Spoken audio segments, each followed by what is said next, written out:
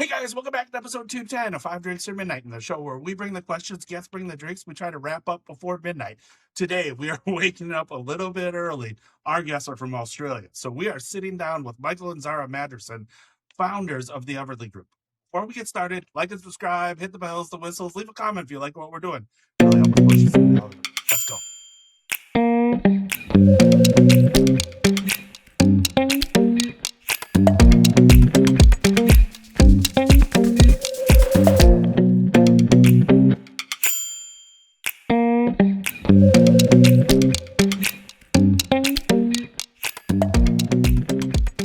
Michael and Zara, thank you so much for joining me. Five drinks or midnight, 5 drinks, 5 questions, midnight, whatever comes first, even though we're a lot closer to your midnight than my midnight.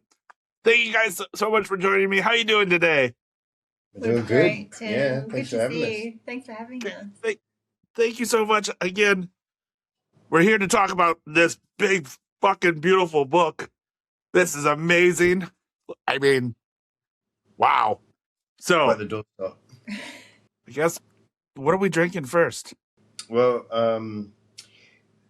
I thought it was only kind of right that I'm back in the good old days when, I could make drinks in a timely fashion. Normally when I get on the bar, like, the first drink I normally made was for myself. So I would always kind of make myself a shandy as soon as I got on the bar before I served anybody. So, All right. coming Good into place to this, we're into the shandies tonight. Excellent. Cheers. Cheers.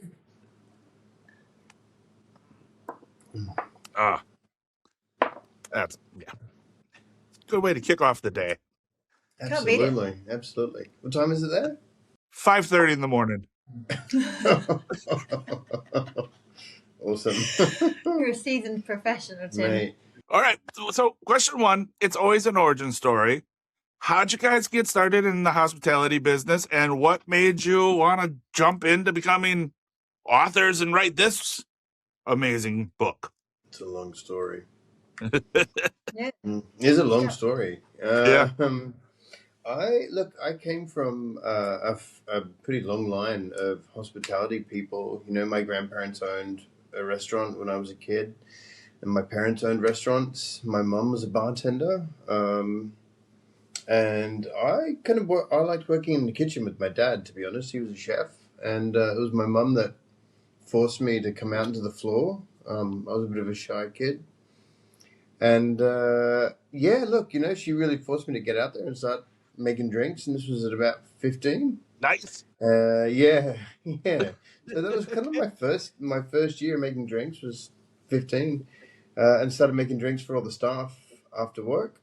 And then I moved to the UK like every other Aussie did, and we started working in pubs and having a great time, and actually kind of like really learned and fell in love with working with people behind the bar. I think that was just my safest place.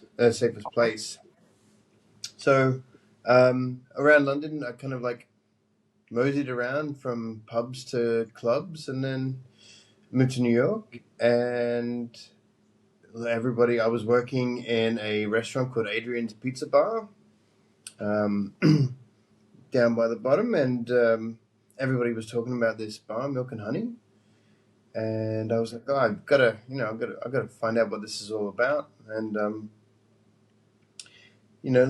luckily, one of my customers, her partner turned out to be Mickey, who she brought in one night, and we started hanging out, and he really liked this like special lemony chili oil I made for his pizza crust. So he gave me the time, and then I finally got the chance to put the hard word on him and say, look, I know you like the oil, that's great, but I need a job, and you want more oil? You better give me a shift.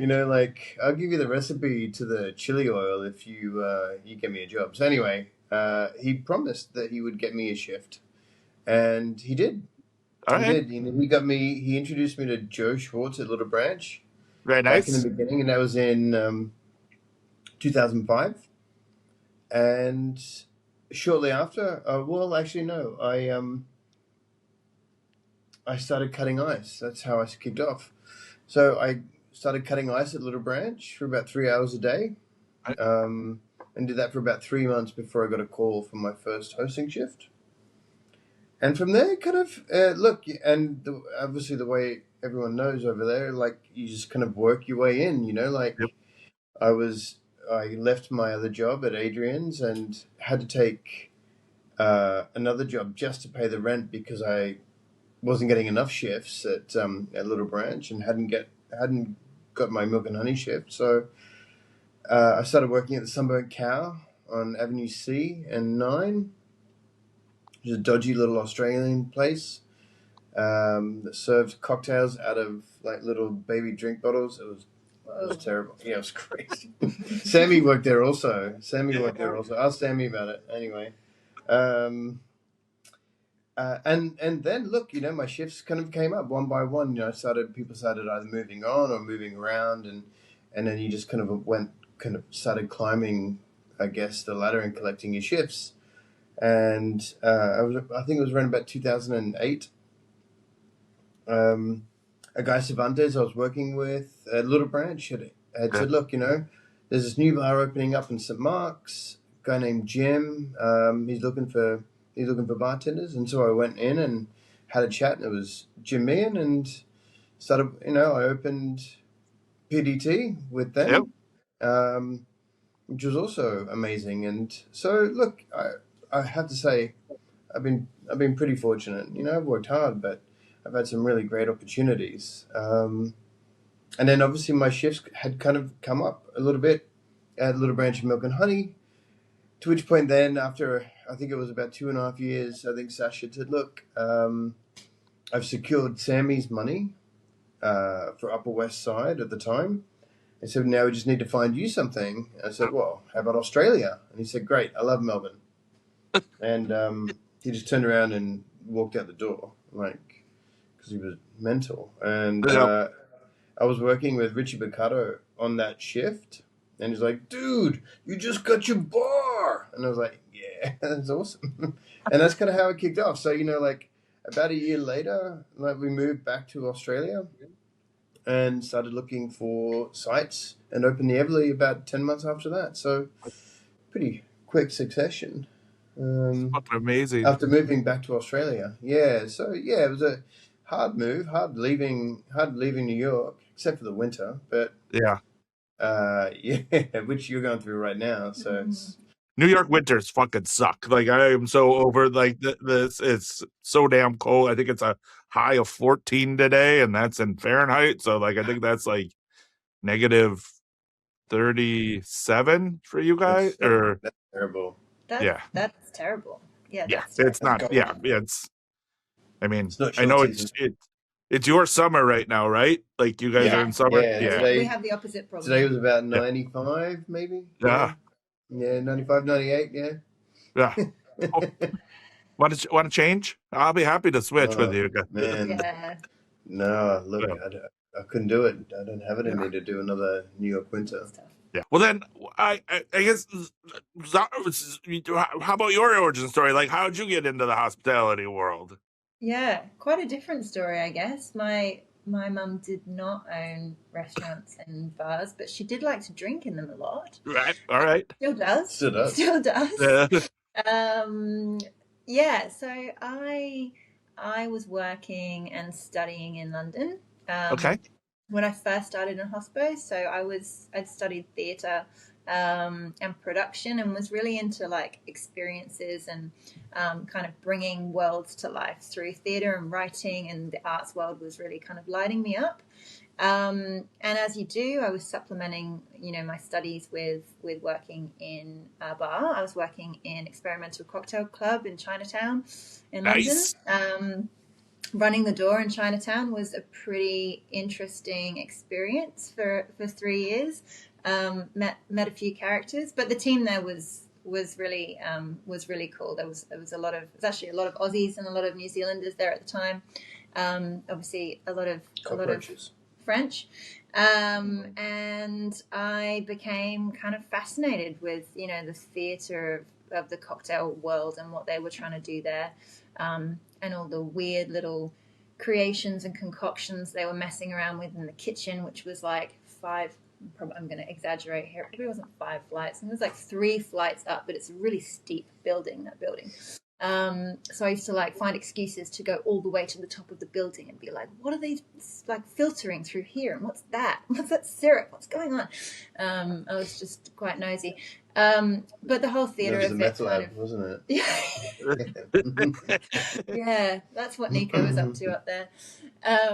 Yeah, so it was just, I realized that hospitality was very theatrical, and that the way that I could, have these experiences with people, even on the door and then on the floor upstairs, like the way that I could make someone's night, in that brief moment was really exciting to me. And I became kind of fascinated with doing that in service rather than doing that in these, long drawn out projects that I would be developing in like theatre or in literature, where you don't quite know whether you've done anything particularly good by the end of it. It's sort of like, yeah, did someone like it? I don't know. Maybe where's the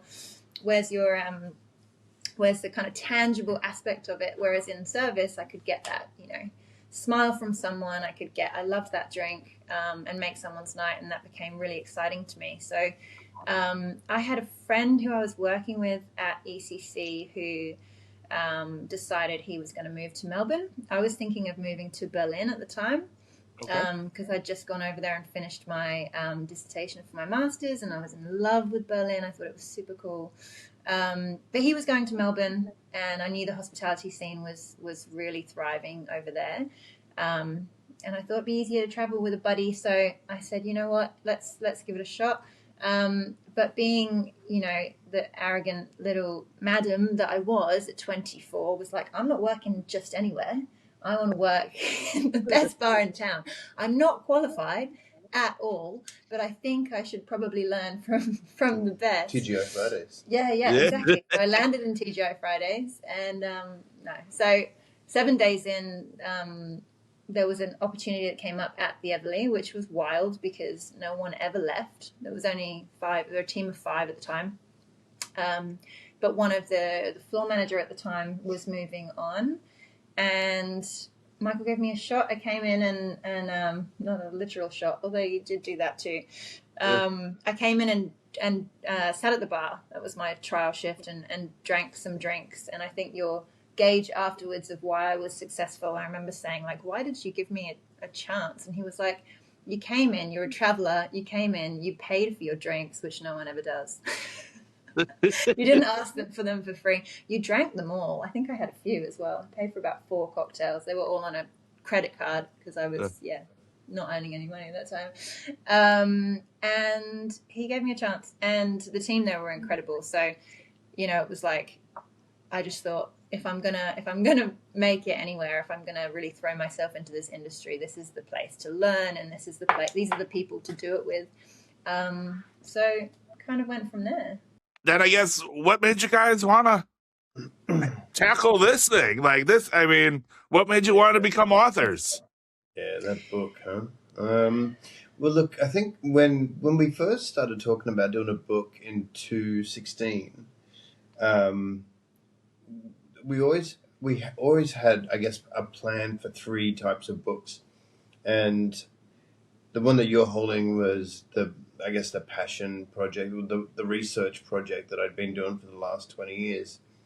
But we knew it was a hard sell, and so we ended up publishing Spot at the Bar with Hardy Grant, which we called the coffee table book. It was a really approachable, a friendly look at classic cocktails, with everything that kind of that was involved in, I guess, the Everleigh and the business at the time, from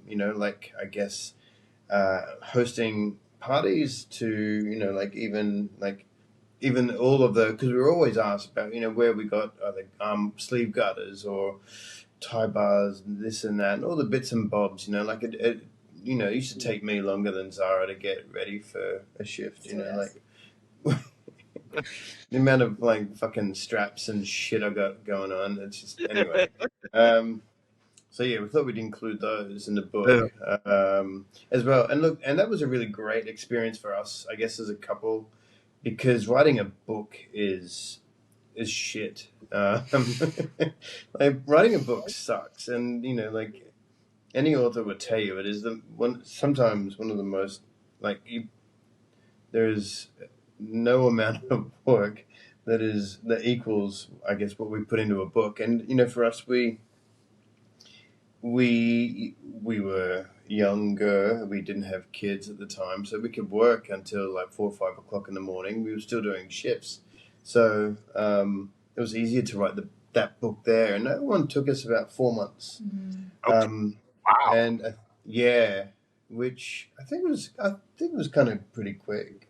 Yeah. Yeah. Yeah, we stalled and we're like, yeah, mañana, and then we realized we really needed to buckle down and get it done, and so we kind of crammed in that last little bit, didn't we? But yeah, this second book was quite a different story, quite a different experience. But I think what we had learned in book number 1 was that we could do it together, like we got through it. And I guess in the time since then, we've got through a few other things, professionally as well as a couple. So then we were, ready to tackle this one, which was just an enormous piece of work. That's awesome. Yeah, this one here was a tough sell, but we had a great relationship with our editor who'd moved over to Murdoch.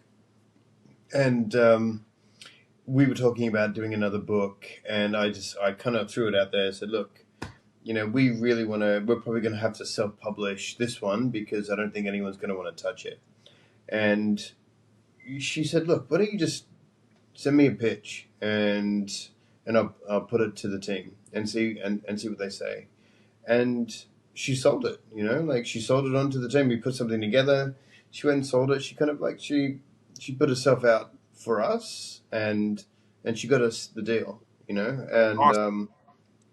which is insane, because this one here took 18 months to write. 6 months of that were editing, full-time editing with 2 editors as well as ourselves. So it was the most intense project I think I've ever done. Yeah, absolutely. I was going to say that. Yeah, I mean, again, all the way from just, I mean, the color coding alone is just, I mean, design-wise, it just makes me so happy. Again, the smell of a really great book, but then also just the little details into, like, I mean, the photography is just fucking beautiful. Like, it just, the color coding of every section, but yet it's still blue on it just, beautiful. But Thank you. has the project has this project, did it change the way that you two drink together? Interesting. I reckon I lost my shit a lot more with this one. Like I remember throwing the manuscripts across the room and just kind of like screaming, I can't do it anymore. It's just like when you look at specs, like for that long, you just go fucking crazy, man. Like it's just insane looking at that many recipes. And I went nuts. And because we've got 2 kids too, right? So it's not like we can go through all day and night and all this kind of stuff. Like it's like we had to get the kids get up early in the morning, got to make them breakfast, got to get them off to school, got to go do some work, and then try and fit some book stuff in there. Then you got to pick the kids up, entertain them, cook them dinner, put them to bed, and then you get to work on your book. It was a really different process. And after a long day, going into a book as tedious as a spec book, like it was hell. You're Absolute pretty grumpy. hell. And you're grumpy most of the time, but you were like extra grumpy. Yeah, I reckon. Yeah. I was like new level grumpy. Yeah. Yeah, I think you said like it's over. It's not. This is the worst thing that's ever happened to me. Oh, multiple times. Over. Multiple times. I'm not doing any more. And I'm like, yes. Has it changed the way we drink together? I think it's changed the way we talk about drinks together. Like I just think, I don't know. It's been it was so cool for us to, as painful as it was in so many ways, it was also so cool to get so deep into a project together, like to really dig your teeth into something. And I guess, the branches was a research project of Michael's long before I had anything to do with it. So for me, and I always knew about it when we got to know each other, and over the years of us working together, I've understood what the intention was for it. But for me to like get inside it with him and then pull it apart and evolve it together and grow it into something, much bigger than what it initially was. I don't know. I think the insight and the way that we kind of developed it has made us drink differently together, or at least talk about drinks differently together. Like I've got maybe more insight into, the world of how you see things through this project than I ever did. I thought I probably knew quite a lot of what was going on inside your brain, but I think I know even more. We drink pretty conservative, not conservatively, but like we like the heroes. We love the heroes, Gotcha. and we like a lot of the same drinks. Mm-hmm. All right. What are the drinks are like emotive, like Yeah, style drinks? Like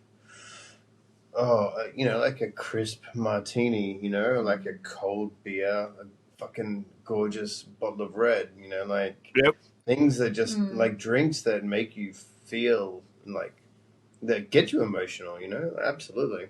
Fucking love that. I think that is their drink. Their drinks worth drinking, right? Like absolutely. Right. The gateway to really great stories. A good drink is just it's just the opening up of just really great stories. Because 100%. yeah. All right. Well, I mean that's a fucking amazing origin story, and we're just cracking the surface of the book. So, cheers to you. Cheers to you, buddy.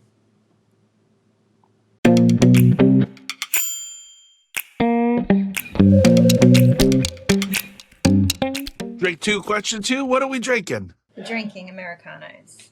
Excellent. Right. Cheers. Cheers, buddy. Cheers. Why an Americano? It's just delicious, man. It's just delicious. It's just delicious. It's just such a good drink, Yeah. Wow. And you can have loads of them. Yeah.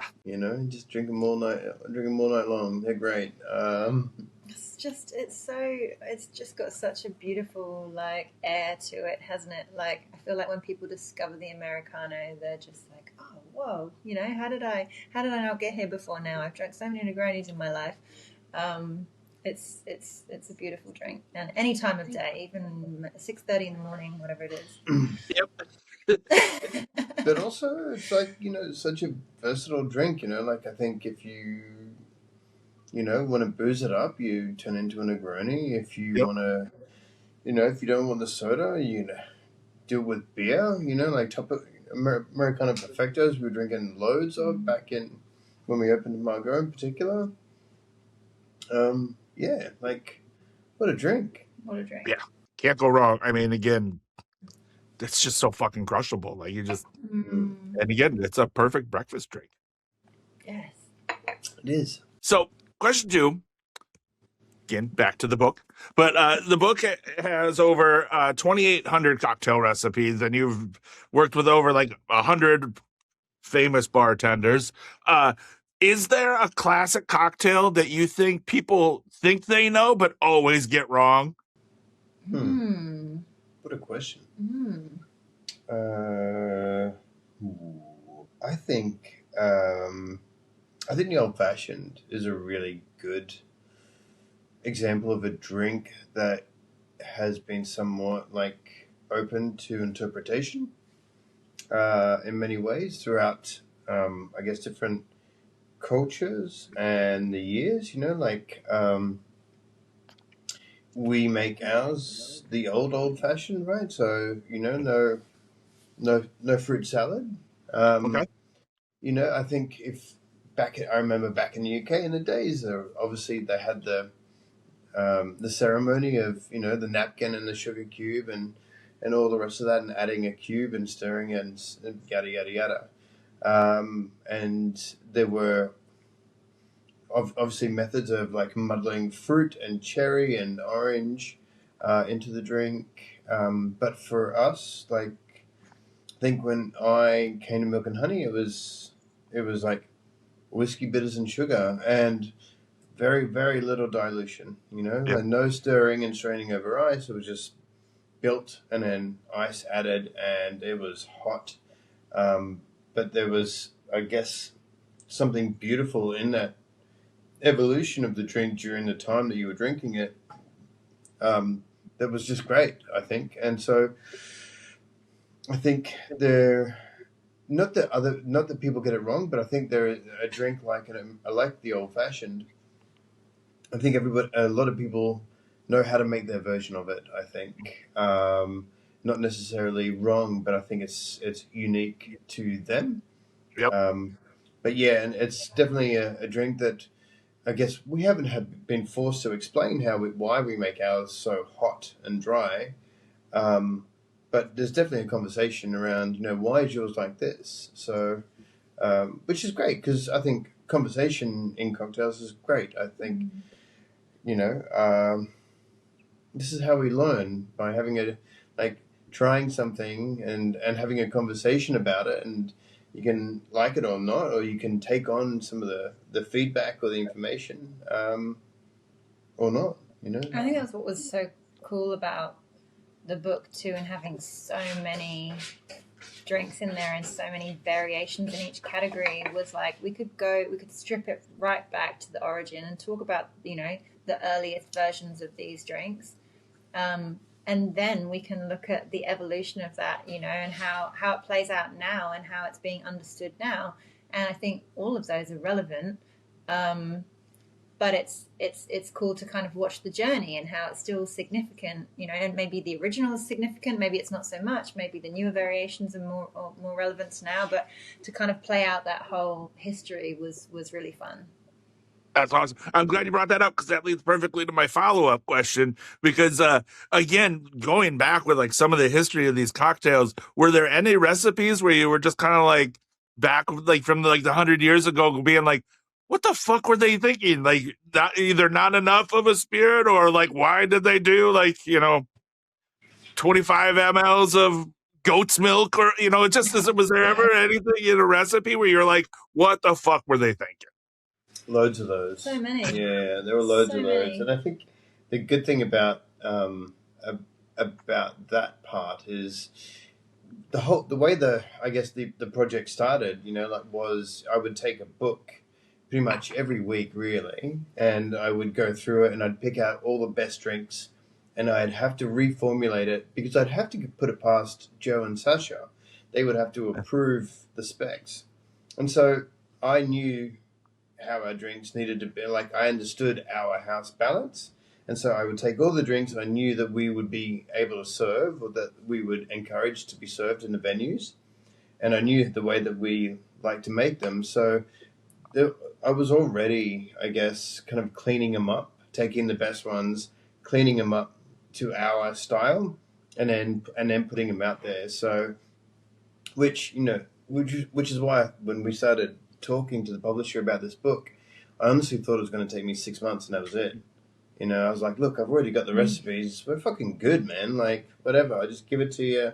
You can bind it and see you later. Everyone's happy. But it definitely was not the case. No, it didn't work that way. How was it like making cocktails with Sasha? Because we talked to Maddie Clark. He was like my second episode ever, and Maddie talked about making the Jaguar in front of Sasha and how they made it once, and then they went on like almost a night of like 200 variations, and at the end of the night, Sasha just told them that he liked the first one the best. So like, Yeah. how was it? That's so that is so him. I Yeah. think. In so many ways, my first drink with him was the Deep Blue Sea, and we did the same. It was me, him, and Joseph at Little Branch one night, and we just kept making version after version after version. And I think as a young bartender, and having your employer, boss, manager kind of put so much time into you and helping you put this drink together was so incredible, But then there are other times then when on a Saturday night you'd be absolutely balls deep in tickets, and he would come and stand in front of you and just stare you down and try and put you off. and then tell you to make fucking drinks, and then tell you that you're doing it wrong, and then make it again. And like, there was a very interesting. I had a real father-son relationship with him in Yeah, so many ways. I loved him, and we fought. that's awesome.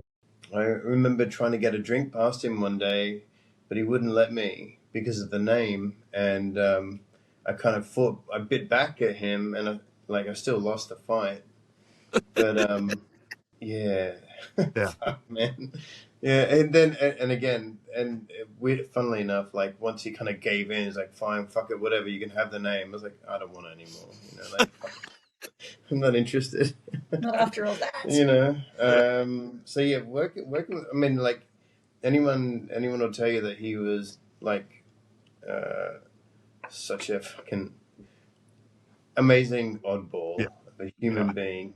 Like there were so many magical moments and then so many weird moments, and he was he was one of a kind. I yep, think one of a kind. Yeah, for all yeah. these like wonderful That's awesome. pieces and faults, he was just yeah, Yeah. he was a good human. And again, the him standing by the service station at Little Branch is no fucking joke. That is very intimidating and also really nerve wracking. So again, it intimidated me from table one. So like him just watching you do it, like standing there watching you do it, had to be Yeah. really intimidating. Um, with cocktail canon kind of becoming such a big thing nowadays, who do you think decides what is true and what's not necessarily true? Is it the bartenders, the historians, the us, the patrons? Is it the vibes? Like what do you think really makes cocktail canon nowadays? It's isn't it all of us in so many Yeah. ways, right? I think we were pretty fortunate to have, um, I guess a direct line to some of the real, really dedicated humans, like Jim. Jim was an insanely helpful person when we were putting this book together, and even, I mean, even coming up, I guess, placing drinks in the categories, I think was a really interesting one for us because um, I guess in the original branches document, you would have found, like, let's say, mojito um, in what would have been the daiquiri section at the time because it was formulated with, rum, lime, sugar, Yeah. admin. But I guess when it came to putting the chapters together in the book, we really had to kind of ask a lot of, we're asking like Toby Maloney and asking Jim Meehan, drinks like with the mojitos, like where would you put this? Like this is where we would think to put it, and everyone kind of had a different answer as well. And I think that is where I think cocktails are beautiful because I think it gives all of us opportunity to kind of not just put our own spin or like, but it gives us our own opportunity to like make sense of it the way we do. Um, and in this book in particular, this book here is like our version, right, of exactly that. Like this is the way the cocktails make sense to us, and luckily we obviously draw back on a history and a family of bars that have the same philosophy, and so like we're quite, I guess, fortunate in that regard there. But I think there's so much like personal you can put into cocktails. I think sometimes there's no right or wrong answer, and I think in terms of origins were a real tricky one for us, and we had an editor who was an absolute killer of an editor who made sure that every single drink had the absolute correct origin, which was pretty nuts and eye-opening in many ways. A lot of the drinks I think today that we think have certain origins, we would find that actually came from somewhere else, so that we learned a lot there in regards to that.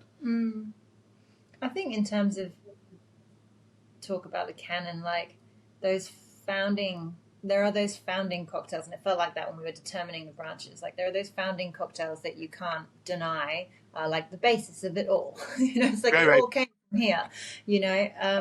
So I think that they still remain and are relevant to how we understand drinks, even modern drinks. But then there are your like outliers, right? Then there's kind of the world that we live in now, and the digital world of things going viral, and there's just a drink that doesn't really necessarily fit into any kind of box that is becoming, has a law unto its own. And I think you're seeing that so much with so many modern classics that you can't deny it. You can't deny that they are a drink that is now so fundamental to cocktail culture. And if you were to ask people their favorite drink or the drink they've drunk the most, that would be it. So you kind of you've got to bring them both together. And I guess that's also the fun of it, right? Like that's the fun of this world where we've got drinks from, the early 1800s sitting there with drinks from, 20 years ago or something.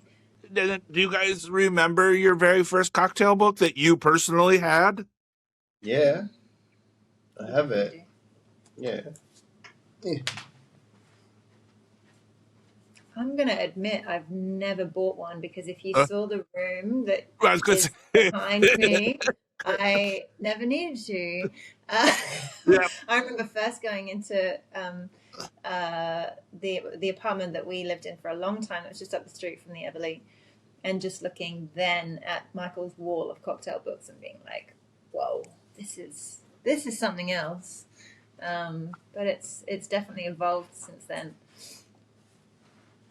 So I remember, I don't even know how I decided that this would be the book that I would buy first when I was really getting into it, but Ted Haig's Vintage Cocktails, Vintage Spirits and Forgotten Cocktails was 2004.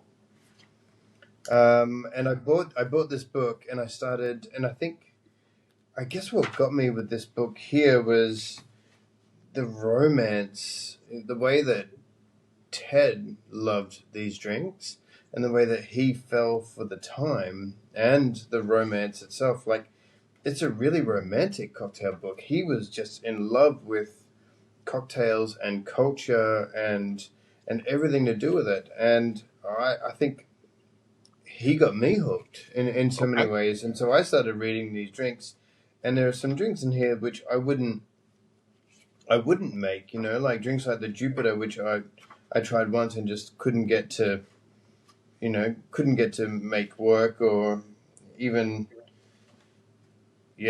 But I found drinks like, Jack Rose in here, and I was like, whoa, what is a Jack Rose? And all that kind of stuff. So I think what hooked me about, and there's so many interesting drinks in here, the things that really got me about this book was how much he loved drinks and the times. I fell in love with it, and I thought, well, cocktail books just aren't just about cocktails. Cocktail books are about people, and they're about a time. And for me, my next book from here ended up being Trader Vic's Bartender's Guide. Okay.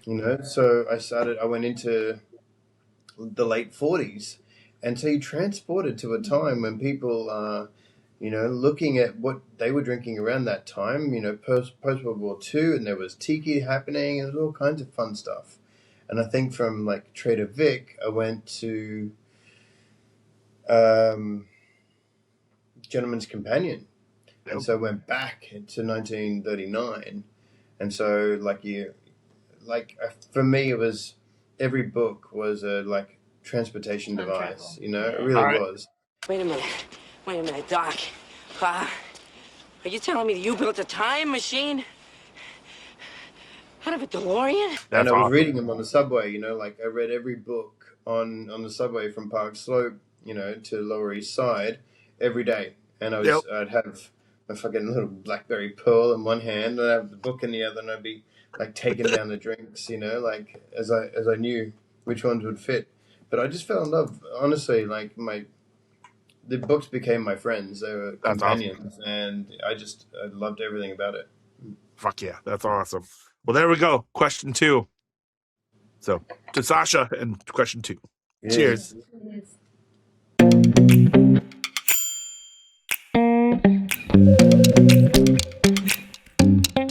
Question 3, drink 3. What are we drinking? Dark and stormy. Dark and stormy. Excellent. Cheers. Cheers. Why is this not even question 3, but this is like a Sasha family kind of like insider handshake. Why? Good question. I think we all loved the ginger beer. You know, Right. we all loved it, and I don't know. We just drank them. As soon as you joined, you just started drinking them. The ginger beer is something else. I remember the ginger beer at the Everleigh came with a warning for guests. It was like, do you like ginger? Do you really like ginger? Like, we had to grill people for how much do you like ginger before I give you a ginger drink? Because the fire of it would like get into your nose as you were climbing the stairs. You know, it's like so spicy. So I can imagine like if you're into it, So drink a good. bit. Yeah, I don't know, like we drank them a lot because we were hungover a lot, and it was always a really good hangover drink for us. You know, I think I've cured like my worst hangover with 5 of these, and you know, like, and been at work at the same time. You know, like. That's just because you got drunk again. You know, like. That's right. That's so true, man. It was like I think I was like hosting at Attaboy. Oh no, I was back. It was 2012, so I was back visiting, and I just picked up a bunch of ships on holidays there, and I was on the floor at Milk and Honey, and the night before we just had a big night in there, and I had to. I remember being on the back of Sammy's scooter because I was staying at Sammy's house, being on the back of his scooter going over the bridge and just thinking, I should probably just jump off right now because I feel so bad. Like I have never felt a pain like that one. Anyway, so you know, I got into Milk and Honey and set up the bar, and I was just a mess. So I just had a dark and stormy, and I think by the time we'd opened it, I was on the second or third one, and by the 5th one, everything was cool, man. Everything was great. So we had a great night, and we got back on it. You know, like. So yeah, dark and stormy saved my life. Yep. Do you have like your variation of the recipe? Because I know, like, for example, at Attaboy, there's the Frothy Boy, which is their version of the dark and stormy. Do you guys continue that, or do you have your favorite specs of a dark and stormy? Yeah, that'd be the same recipe. Okay.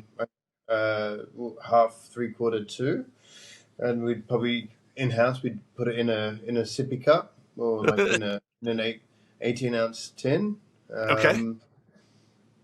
But yeah, like minimal soda, thick, frothy. The only thing that we changed about the dark and stormy was we always used to whip it with a couple of pellets back in New York. And it wasn't until maybe 2 years ago, one of our guys, Paul, had kind of discovered that if you shake with one piece of cold draft or Hoshizaki cube, if you shook that until it disappeared and like it gave such a way better head, better head. And once you topped it up, this head was just thick and foamy, and it just stuck around for a lot longer because it was really important to make sure that we served drinks like our ginger beer drink, like our Collins and Ricky's and Bucks, with a good solid head. So if the head ever disappeared, you get pretty pissed off about it. So yeah, we kind of, obviously there was whipping, and now we call that pebble whipping, and what we've got as well as cube whipping. So 2 types of whipping in the book: pebble whip, cube whip. So okay, yeah. Awesome. Well, I think that leads us kind of perfectly into question 3, which actually comes from Sam Ross. So he has a bunch of rapid fire questions that when I told him that I was interviewing you guys, he just sent me weird statements that I should ask you. So Ooh. if you guys are down for some rapid fire questions, I'm really dying to understand this partnership that you guys, or brotherly, sisterly love that you guys have with these questions. Because, and again, if they're too crazy, just say next. Okay. All right, Alright. let's do it. But question one is small sinkholes. How was that such an oversight? What?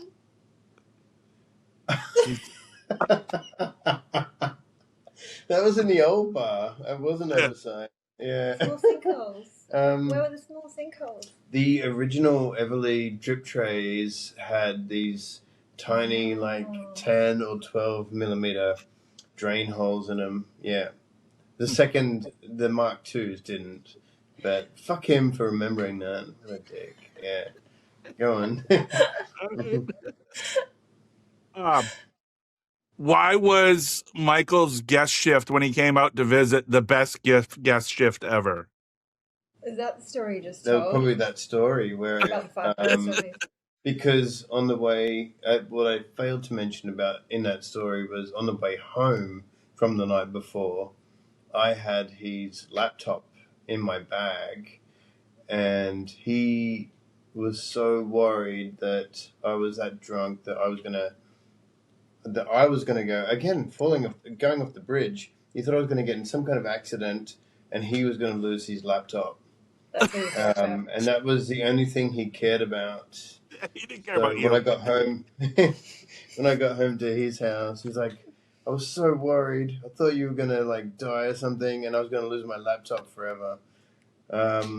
Yeah. So And you brought the laptop home? I had the laptop, everything. I survived. But I guess you'd have to ask him why the trackpad on that laptop didn't work at the time. A different story. Meat Mondays. Yeah. Yeah, that was our thing. Every Monday night, me, Mickey, and Sammy would go to a steakhouse. Okay. And yeah, yeah. We went to some good ones, and we went to a really dodgy one that Richie had said it was a yo's. It's the milk and honeys of steakhouses. Anyway, we went there, and it was absolutely terrible. That's a good Richie impression. I tried. It always starts with Yo's. Yeah. And then, you a bramble guy? Yeah. Is that the best he can do? Yeah. I'm the fucking bramble guy. So, that's how he heard about me when I was working at Adrian's. That's right. So I was making brambles at Adrian's, and I think somebody had come into Milk and Honey and told him about this guy in this pizza bar making these great brambles, and he was an Australian, and Sammy was like, I thought I was the only Australian fucking bartender in this country, but yeah, so anyway, he called me the bramble guy. Yeah.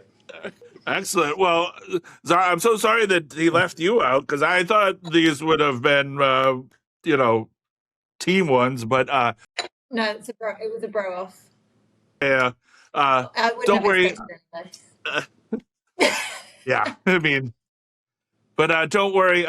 You'll get your revenge, because I'll reach out to you guys when Sammy does the show next month. So don't worry. You'll be. That's good. Yeah, you can get your revenge. So I think it's all in good fair play. But stop plotting. Yeah.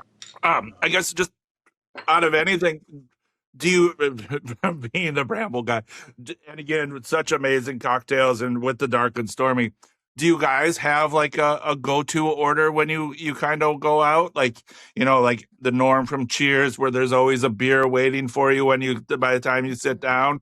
Is there a cocktail or a drink that you two like, that when you go out drinking or when you go into your own places, that like it's sitting there waiting for you? It's changed over the years, hasn't it? At the moment, it's the Tommy's. Okay. At the moment, it's 2 Tommies are on the bar waiting for us, and I think that's because we're tired, aging parents. So it's like we need a quick dose of like tequila and citrus Gotcha. immediately. We need to like fast track to the party really quickly. Yeah. All right. Yeah, make it count. So I feel like the Tommies has been our like parenting era. But what was it back in the day? I mean, it used to be Americanos. Like it would always be Americanos. Yeah. To start. I would say that like I always go back to 2013, and I was drinking pink gin exclusively on the rocks for a while there. I thought I was Cool. I was probably like in a bit of a death spiral at the time. 2013 was a big year. Yeah, so that probably makes sense actually. But yeah, look, when we opened like Margot, we're drinking tons of Americano Perfectos. Yeah. I used to pretty much exclusively drink whiskey cocktails, which is wild to think now because I don't drink a lot of whiskey now. But like when I first came to the Everleigh and moved to Melbourne, we used to drink so much whiskey, but not so much anymore. Again, maybe that's an aging thing. I don't know. You are old. I'm old now. Old. Yeah. Although when you said like a beer on the bar, I mean it's generally a Tommy's with a beer on the side. Nice. Yeah. Awesome. Well, there we go. We rapid fired Sammy's questions, and you can get your revenge next month. So thanks, Sammy. Cheers. Yeah, I'm gonna get Sammy. I'm sure there's plenty.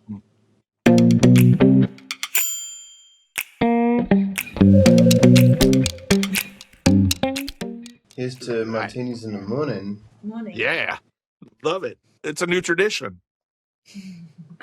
All right. So, question 4, drink 4. What are we drinking? Got a martini. A freezer martini. Yeah. I was gonna say freezer martini from the book. Yes. Yep. Which is, I just made it last night, and she is fucking gorgeous. Like that is just. Oh. How long did that take to get right?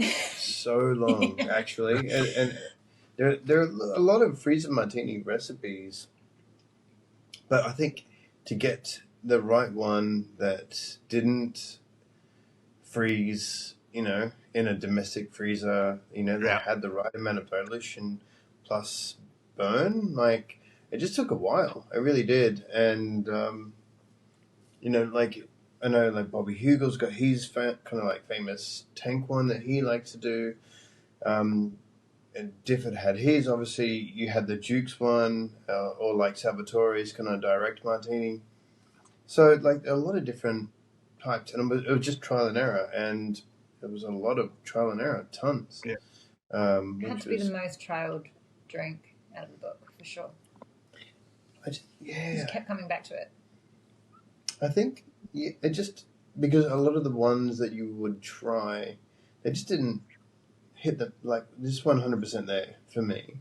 Right. So I just needed to fuck around with it, and it was frustrating because it took a lot longer than I expected it to. So it's definitely the most like workshopped drink I think in the book, which is so funny because it's such a simple drink. So, but yeah, I think the freezer martini that we put in there is like.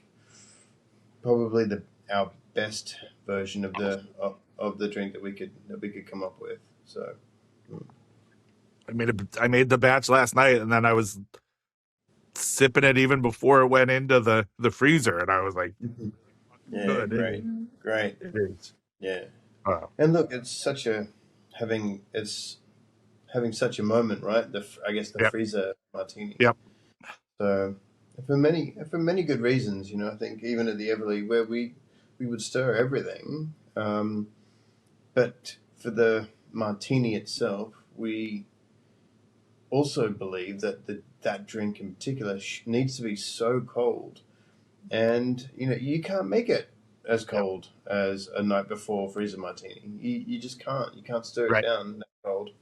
So I guess with the customer in mind, you have to forego some of the traditional etiquette to provide, I guess, the best version of that drink. Awesome. Well, again, in the book, I mean, you guys almost categorize every martini variation and riff off of.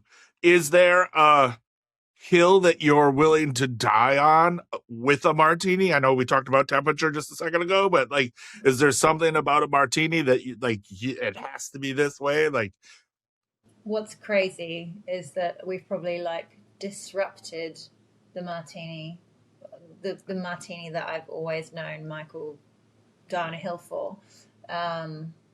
In the venue that we've just opened in Melbourne, Michael's done a martini that's made with a milkshake maker called the Dance Floor Martini.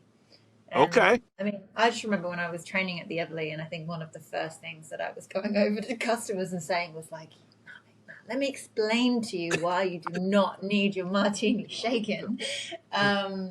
So when he turns around and says, you know what I'm going to do for the martini on this new menu? Like, I'm going to whiz make it, it man. in a milkshake maker. I was like, take it easy, buddy. Like, take it easy. Yeah. So no, there isn't a okay. hill that we'll die on. It's a really great drink too. Yeah. Look, it is unlike the martini that we're drinking tonight, yet still a martini. We call it, like, I guess, a martini for wine lovers. It's the aeration gives it a completely different dimension, personality, yet giving you all of the flavor that you love from a martini, a gin and vermouth. So it's a really interesting drink and a really interesting way of making it. Okay. And I think shaking it versus whizzing it so fast in a milkshake maker has a big difference also. So I think the whiz is really part of that, and it comes out quite frothy and opaque, and then gradually settles. But it's a very interesting drink. I love it. I think it's good, and I welcome the the critics. I hate it. If I can bring it on, man. Yeah.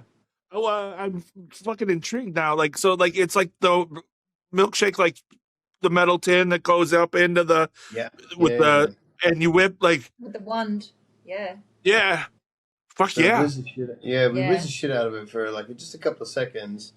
But it's basically a freezer martini with a blend of different dry vermouth and dilution already added. So just a freezer martini that we just whiz, and it's really different. It's really All right. different. Yeah, It's amazing how different. But it's it light. is. So it's lightweight. Is probably the reason why we did it, because it is a really lively, loud venue with a lot of big music and dancing, and so Okay. a venue like that, you probably can't really, let's say, justify a drink as heavy and concentrated as a martini that we're drinking right now. But if you really want a martini, a drink like that, like, can offer, I guess, have your cake and eat it too. You get a martini, but it's so lightweight and easy drinking. The ABV is still the same, and yet like the weight of the drink is so much lighter, and that's why we call it a dance floor martini. You can absolutely dance with this martini. Excellent. Well, now I'm intrigued, and I'm got to get a milkshake maker. So, all right, fucking love it. Do you have a favorite spec martini between the two of you? Are you? I mean, the freezer door is amazing, but like, are you like, what is your martini? Oh, you know what?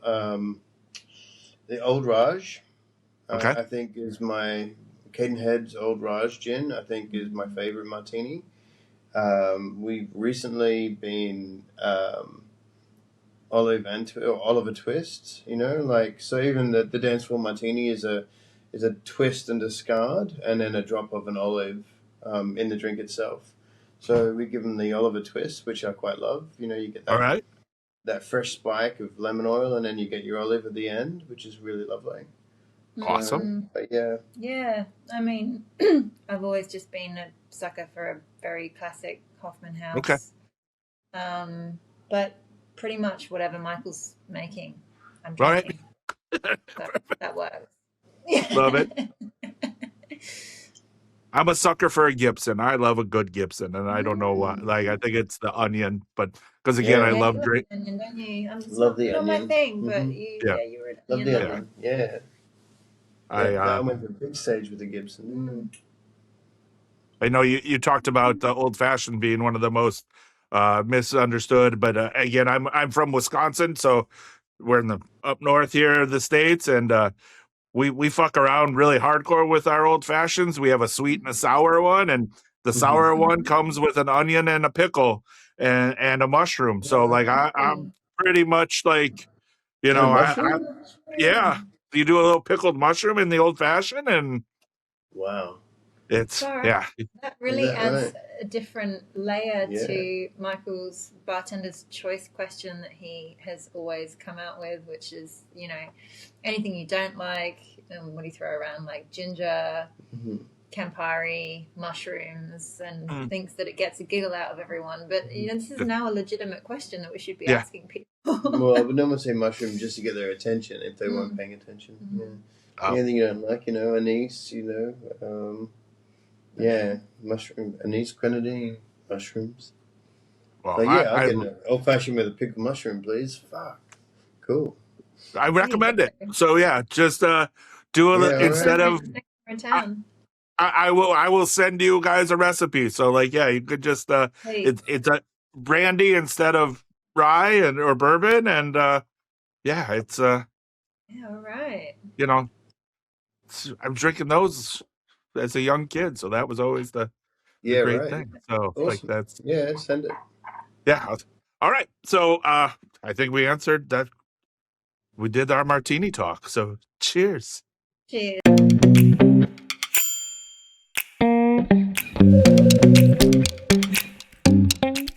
Oh, hi, kitty. Speaking that's of Gibsons, this is Gibson. Oh, He's pretty beautiful. he's huge. He is huge. He's huge. He's a good cat, though. He's the best Yeah. cat. That's awesome. Excellent. Named after the drink or just or the guitar? Both. It was both, I think, wasn't it? Like, Yeah. I remember when we brought him home, we didn't have a name for him, did we? No. What was your name, right? I mean, I named him. Yeah. But, that's like, what I mean. I think I was looking at the guitars at the time. All right. Yeah, and then I was like, oh, that's cool. We had a couple Two of cool we had a things couple of about a Les Gibson. Pauls All right. against the wall. All right. Question 5, drink 5, last drink of the night. What are we drinking? We're drinking a peppermint tea. Excellent. We're rounding it off in style. Very nice. Yeah, probably our go-to most evenings. We drink a lot of peppermint tea. Mm-hmm. Yeah. It's refreshing. It's delicious. Yep. Good stuff. Yeah. Yeah, nice. Good. Gets you ready for That's bed. good. Perfect. Gets you ready for bed. Yeah. Works on the digestion a little bit. Yep. Perfect. Old people. All right. So question 5 comes down to the flip of the Whiskey Wednesday coin. You can flip it. You can spin it. You can do whatever you want. The coin will give us the answer. You do not have to answer unless you feel so inclined to answer. But it's just a silly way to end the night. One side says fuck yeah. One side says fuck no. Again, be careful if you do flip it because you have a lot of glass and cups and stuff there. So Weighty too. What a good weight. Yeah. In it. They are they're heavy as shit. So if anybody ever fucks with you, you could throw it at them and brain them. And then 2, they are bulletproof, so keep them close to your heart. So again, if anybody tries to shoot you, and then I think I sent you guys our New York coins. So like one side is the New York manhole, and the other side is the Statue of Liberty. Awesome. All right. So question 5. Since you guys are in the future, is today going to be a good day? Ooh, all right. It was spin or flip? Yeah. That was terrible. That's a good spin. Mine says fuck yeah. And mine says fuck no. That's All like, right. so, you should have got this one. It's pretty much par for my life. So yeah, like, Mhm. You know what? Wednesday was a great day. You're gonna love it. It was. Yep. Was it? Michael and Zara, that is 5 drinks down, 5 questions answered. Thank you so much for joining me tonight. I really appreciate your time. Love the book. Go buy it here. And then, yeah, thank you guys so much. Huge fans. Until we can drink together again in person. So cheers to you. 100%. Thank you so Thanks, much, Tim. Tim. Thanks for having us.